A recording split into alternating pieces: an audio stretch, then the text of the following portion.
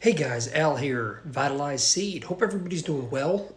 So, thought it'd be fun to talk about nutrient solubility and pH.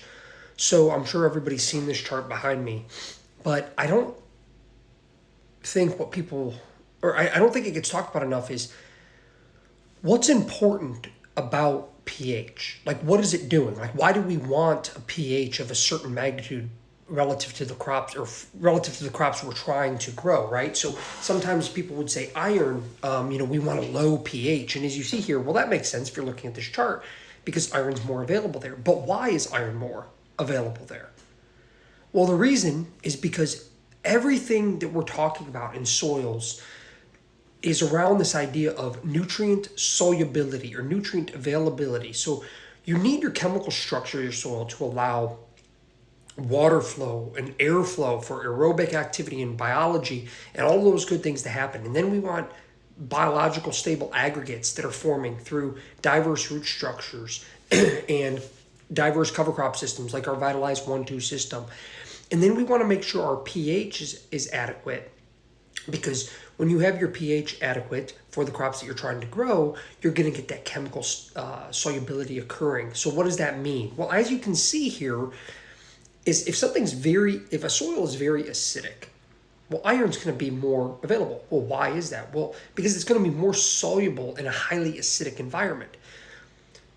Where this gets tricky, though, is it would be very natural to think, well, wouldn't everything be more available in an acidic environment? And the answer is maybe, but the reason that this chart is important to pay attention to is, although let's say if you just were solely looking at a singular nutrient and its availability, it could be more soluble or more available. But there's no soil with just one nutrient. So what happens in the example of phosphorus is you'll see phosphorus declines as the soil acidity becomes more acidic or soil pH lowers. Well, why is that? Because iron and aluminum increase. So what ends up happening is the phosphorus gets bound to the available iron and aluminum that's not getting taken up by the plants. So that's why you're reducing the availability for phosphorus. There's also additional charts that you can look at that show some of those antagonistic relationships if you're adding to the soil, how those nutrients in abundance can have impacts relative to the rest of the soil profile and nutrients that are available or not. So this is very important because one of the things is when you're getting your pH right, say around 6, 6.5, 7 for most crops, as you see, that's kind of that sweet spot.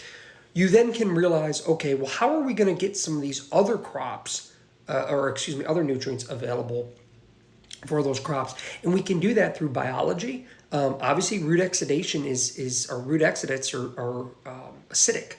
So you have this natural acidity that's getting released that's helping to solubilize nutrients. You also have biology doing this very similar thing when they're excreting things that are helping to solubilize nutrients like phosphorus that tends to be bound up in the soil. Even at a good pH, phosphorus still binds up pretty easily and is very immobile in our soils, and we can use biology to help make that mobile and bring it back to the plants. So at the end of the day, guys, it really comes down to understanding that a lot of the things that we do or add to our soils, at the end of the day, we want to ask, what is the ability for that product to be soluble, to get to our plants? So for example, if our soils say, hey, we need a lot of phosphorus and we're in a no-till program and we're just going to go out there and broadcast phosphorus on top of that soil, you're probably not getting very much out of your money for that. You'd be much better off understanding how phosphorus moves or doesn't move in the soil, where your pH is, and if it was an ag situation, putting that right in the root zone, like in a 2x2 or something along those lines, using a foliar spray in a formula that's already soluble, obviously, so that it could get right into the plant or something of that sort. So hopefully this is useful, guys. When you're thinking about soils, every once in a while, take a step back and think, how is this going to be from a solubility perspective as far as how nutrients are getting to the plant? And it might help you to visualize how things move through the soils just a little bit better. Get outside, enjoy the outdoors, guys, and check out vitalizeseed.com.